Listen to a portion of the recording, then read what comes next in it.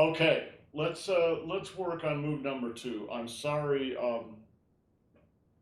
Catherine is not here. She could not be here today, but we can't wait around. And I don't know whether has Jill been coming to this class in the past? I can't remember. I Yeah, she think has been, but she had not this week. yeah, yeah. She came to the earlier class, and she's got.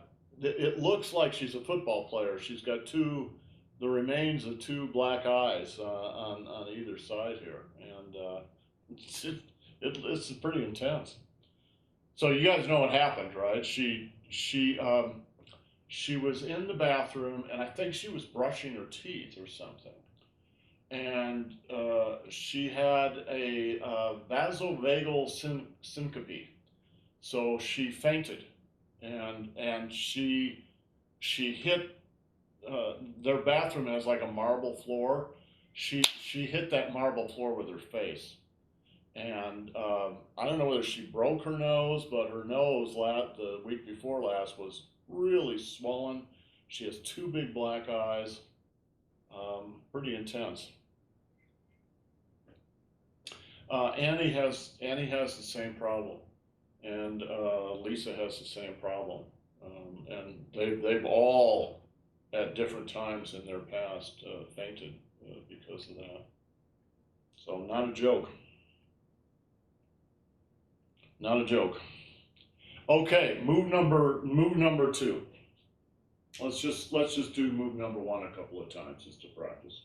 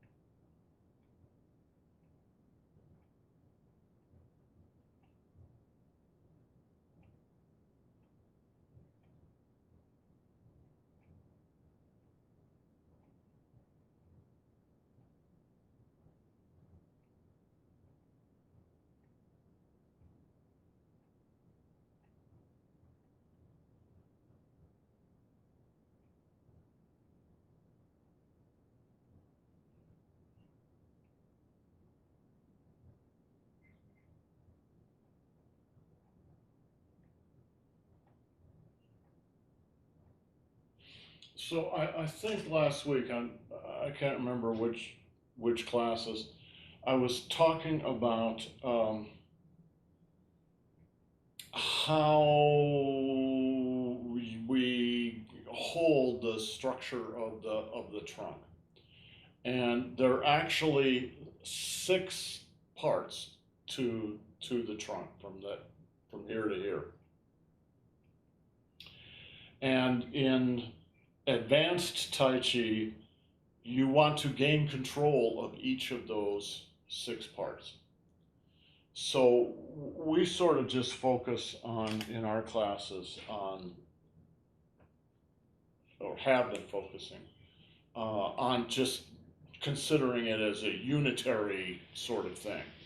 Maybe with some attention to splitting abdomen and chest. Right? But when you do the first movement of the form, you're actually starting to play with those different levels. So watch.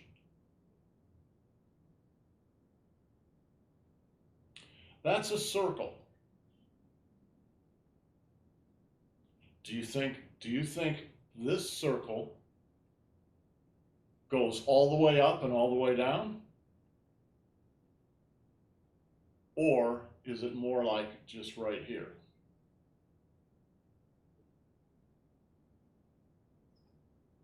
What about this circle?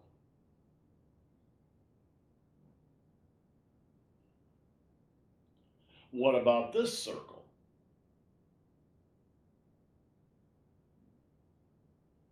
What about that circle?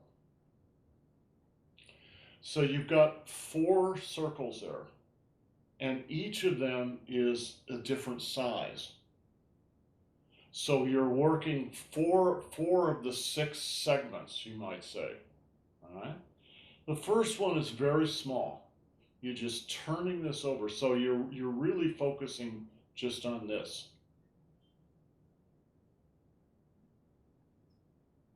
The second one goes all the way up to here, and then sinks down to about here.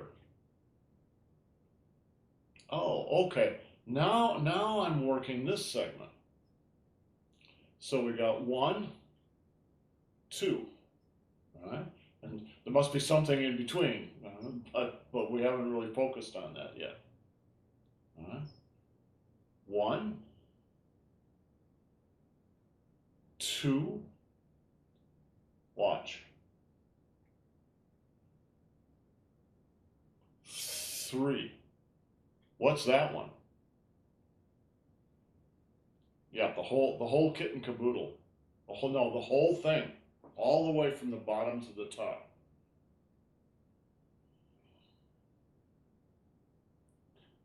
And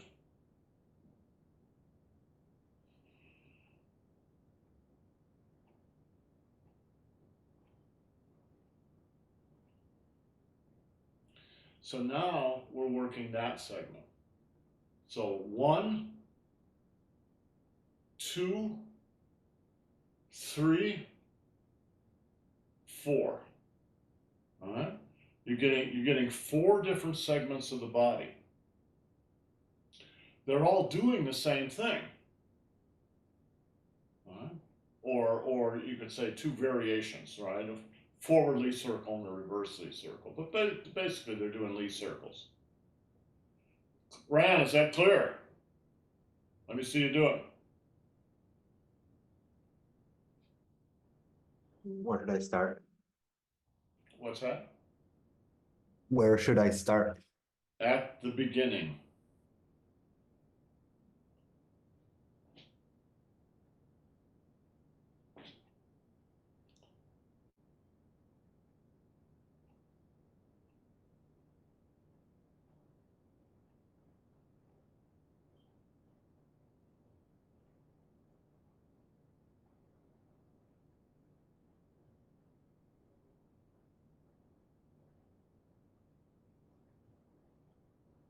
Okay, so you got the basic idea.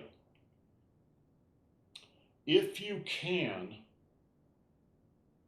focus your mind and your energy body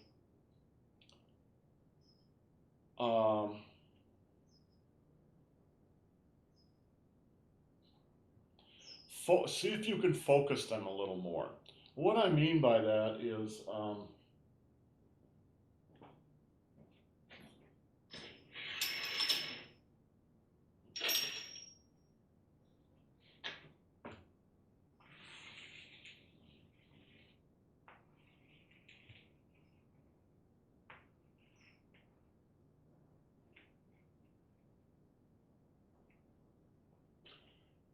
so we got a target there. The ideal with the target is you hit that middle, that absolute middle. But the truth is, it's really hard to hit that absolute middle and to hit it every time. So,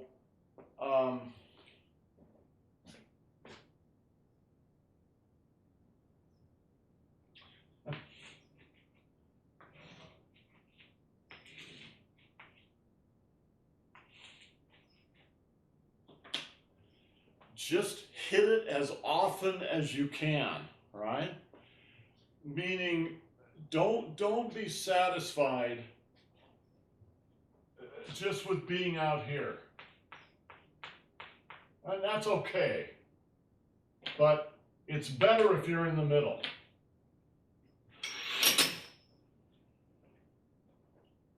That's difficult for some people to do physically. I understand that. So try to just use your mind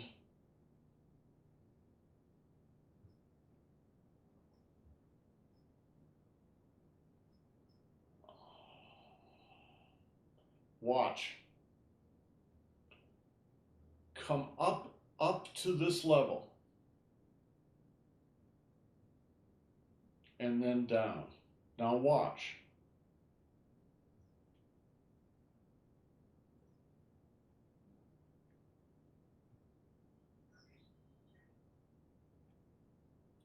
We're just going to focus on one thing. Too low. If you go down here, it's too low. You have to be up here.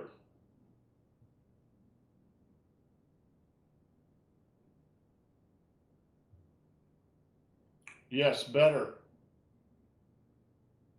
Better. Yes, it makes a difference. What I'm talking about is fine tuning this. So, Rand, you have it tuned. Okay. Now we've got to fine tune it. And I understand that there are some difficulties with that. But if you really focus, you can get it. All of this part of the body is rising up to essentially shoulder level. And then it's rolling back in and sinking down and pushing out, sinking down and pushing out. This is my solar plexus right here at the solar plexus level. If you do this,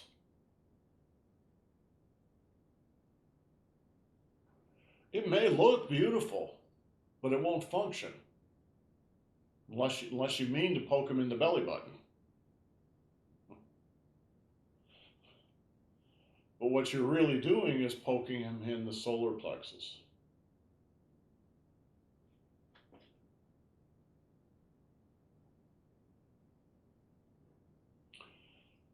You know, in a certain sense, what your shin yi is completely arbitrary. It doesn't matter. What matters is that you have a shin yi and you conform to that shin yi. Do you understand what I mean? Is this clear, Kevin? Yeah, that's making a lot of sense. I mean, a couple of things that I've been realizing lately, because I'm trying to work through all this stuff, is that um, I've just now been able to find the horse stance. Yeah. Everything I've been doing up until this time, I thought was the horse stance. And when you find it, however brief, you realize, oh, okay, this is what it is, and this is completely different than what I thought. And I've been on a horse, I never, rode well, but when you find it, and he keeps describing, oh, it's like your butt sitting on a bar stool and all this.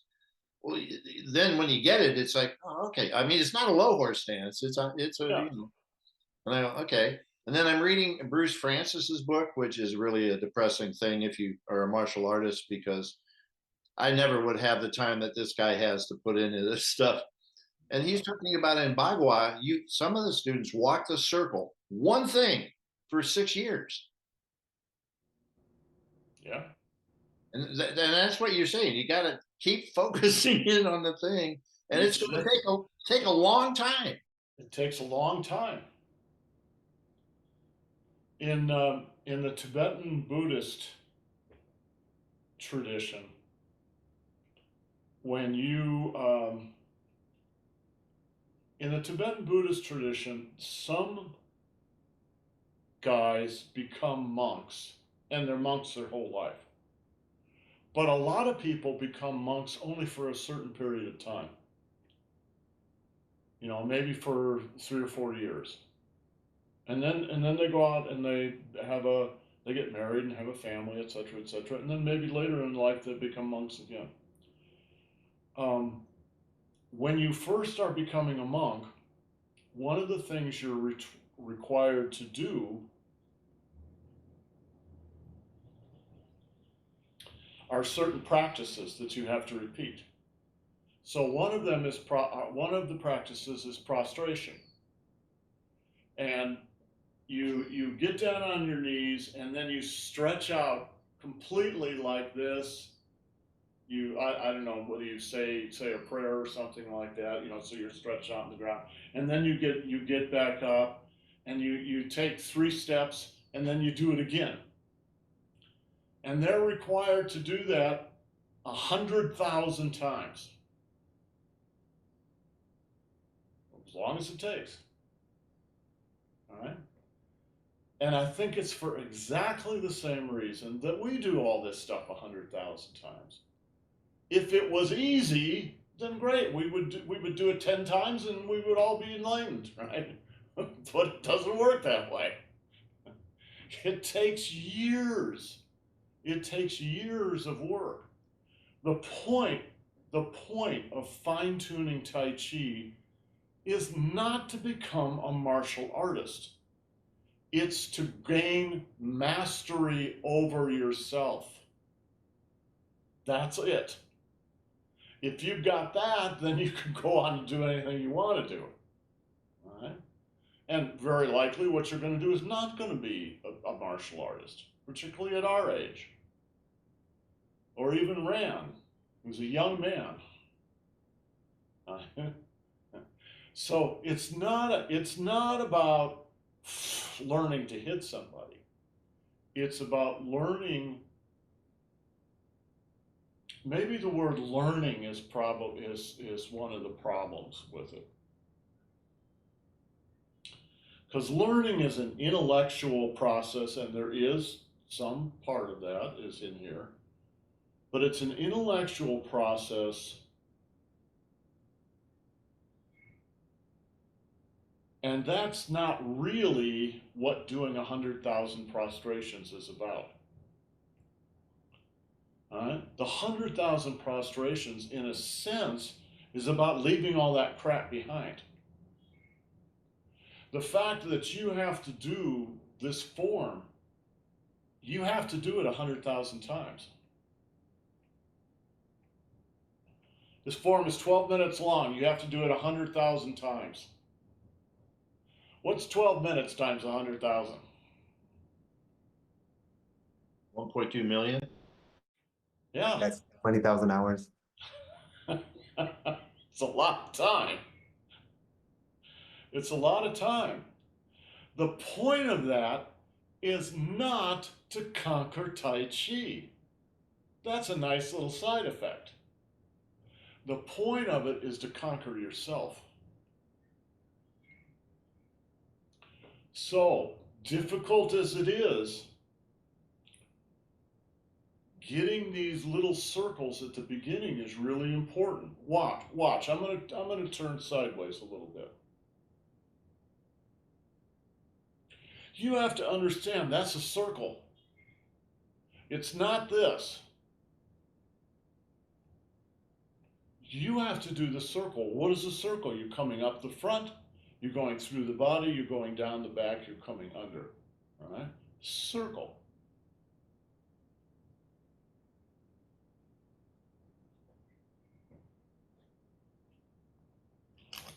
If you can't get into horse stance, you can't make that circle. It makes it really difficult, doesn't it? So, Kevin, how did you discover the correct horse stance? Well, I was telling Lee is that, for the past 20 some odd years, because of my back, I've not had good posture. And then my lower back is completely locked up. And, I always had flexibility to go side to side, but getting that, the tailbone lumbar area to just like that. Yeah. And open up that whole thing. And then all of a sudden you're like, oh, okay. This is, and then all of a sudden you can move your quad, and you can do all sorts of stuff without moving the rest of your body, which you were faking when you were trying to do it the other way. Exactly. All right.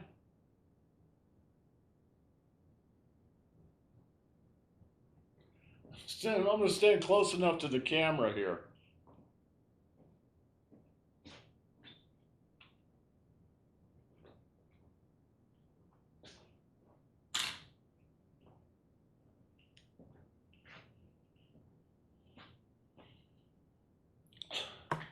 So you're going to get to see a little pelvic action here. Interested in some countries. And rightfully so.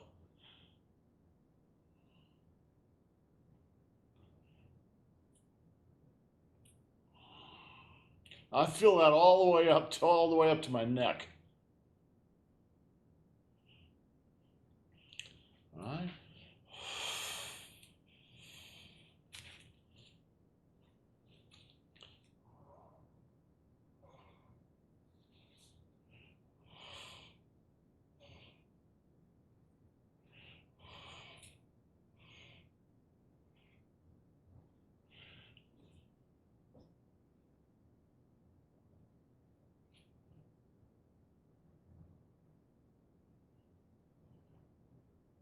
If you're not doing that stuff inside, then you're not doing this. It sort of looks a little like it on the outside, but that's all.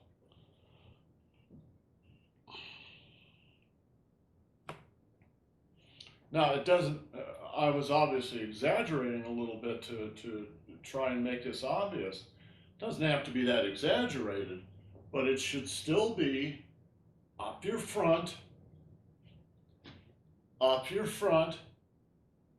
toward the back, down your back, under your butt, right back to where you began. Front, through, back, under. Up, through, back, under. That's the skill that you're trying to develop. Having a target to that is important so that you can judge whether you've accomplished it or not. If you're going to make a circle like that, then every circle has an axis. Every wheel has an axle, right? Where's the axis on this? Well, this is a Lee circle, so a front to back circle. Doesn't matter which direction you're going. You can turn the wheel either direction. The axle's going to be the same. And where's the axle? Well, it's going this direction. All right? The axle's going this direction. And the wheel is turning back to front or front to back. Is that obvious? Okay? That's what you're trying to get. Then, in this first move, they have you do this 4 times, each using the same axle, but with different size wheels on it. Very small. All right. A little bigger and a much higher register. Third one, the whole kit and caboodle. And the fourth one, kind of halfway through. So if you were at a Hunyuan Tai Chi tournament, so there are judges watching you, and they're going to watch the first movement. They will probably pretty well make up their mind what your point score is going to be by the time you get done with the first movement. Because they're going to see whether you understand this or not. If you don't understand this and your performance of it is sketchy at best, and probably you just don't even know you're supposed to be doing it, well, your score is only going to be about C level. If you want to get it higher than that, then you got to start looking at fine-tuning this stuff. 1.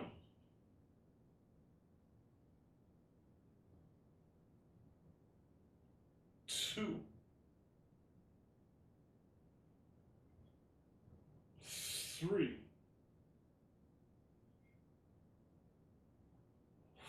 4.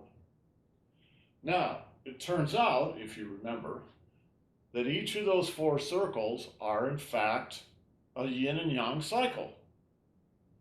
Each yin and yang cycle has multiple functions, an almost infinite number of functions, but you got to pick one. All right, and that's why. So, for instance, this, its function is this. All right. This, its function is this. All right. This, its function is that. This, just a bigger version of the first one. Are those the only functions? No, of course not. There could be lots of other functions, but those will do. Those are fine. They give you something to aim for. What's important is not which function you pick, it's just that you pick a function and now you've got something to aim for.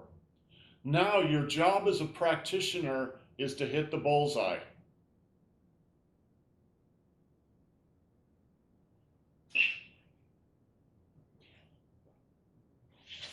Kevin, have you ever read Zen and the Art of Archery?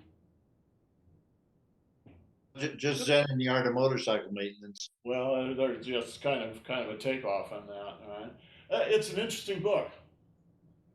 You know the Japanese art of archery, right? So this guy is in Japan. I forget if he's with the army or something. I don't know. He's in Japan for an extended period, and he ends up taking an archery class, a traditional archery class.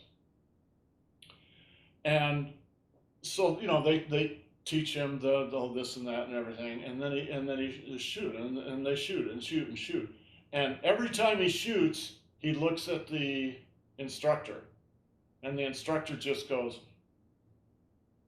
"No, it's not it." I hit the bullseye. No, it's not it. It's not it. And this goes on for months. No, no, no, no, until finally one day he gives up. And then he looks at the instructor, and the instructor goes, "Finally, you finally got it."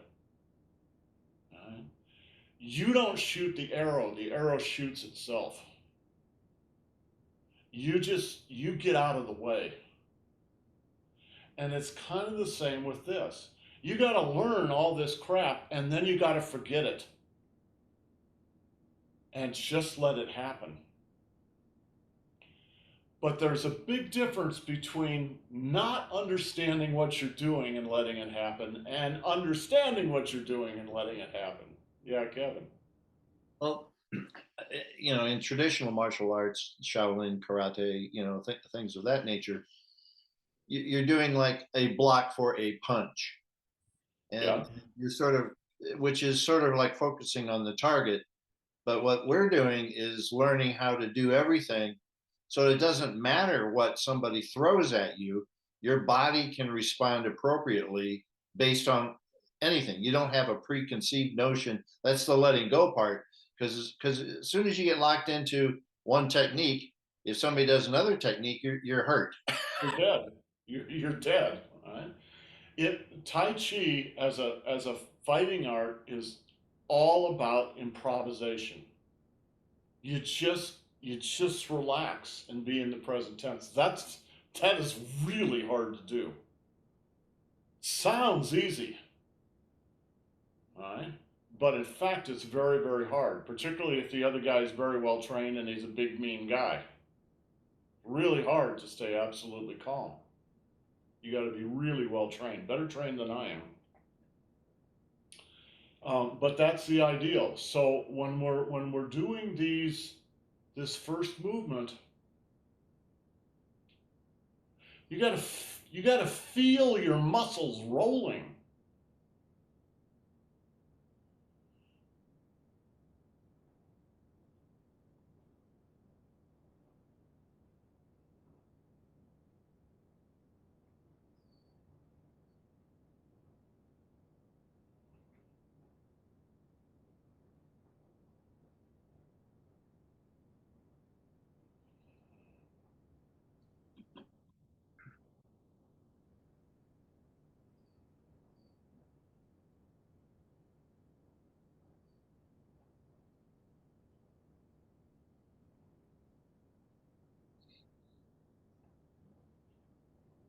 So I've been doing this or thinking that everything has to come from the Dantian and nothing else is sort of involved.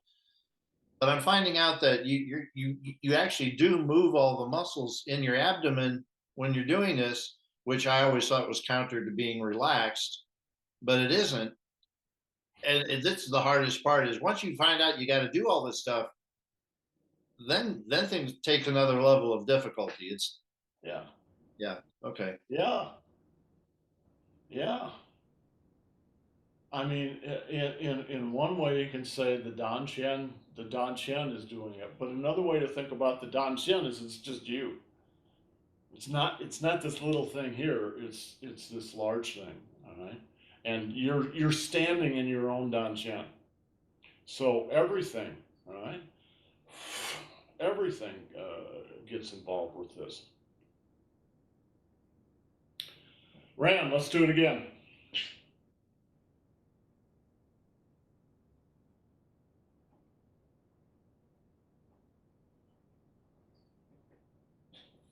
Watch my wrists.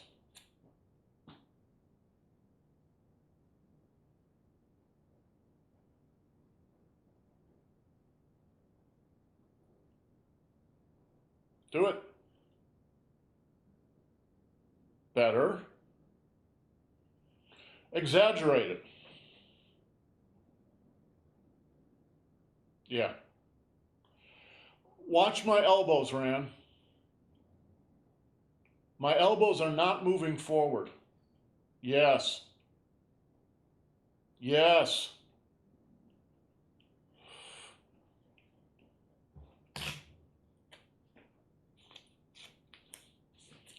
I'm going to do it wrong. Uday.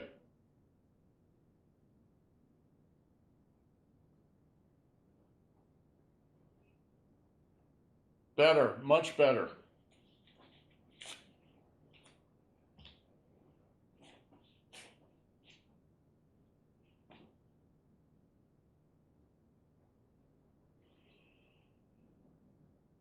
Now the elbows come up.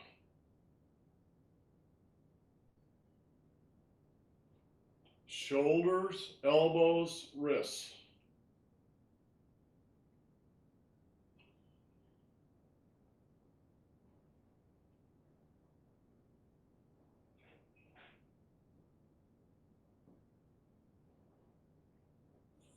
Watch.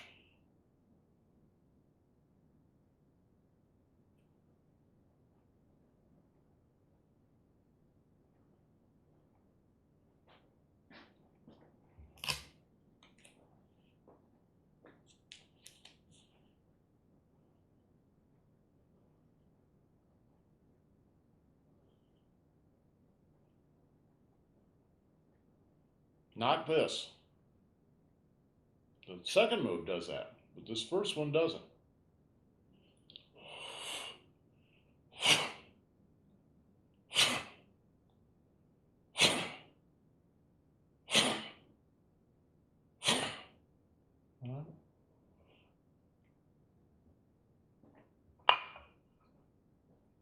All right, here's the axle. All right, here's the axle of the movement.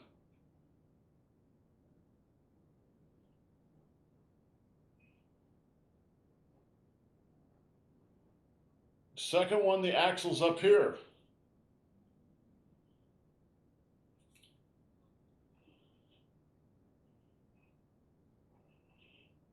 All right, third one, the axle's right in the center. Fourth one, the axle's down here, right at the level of the Dan Qian.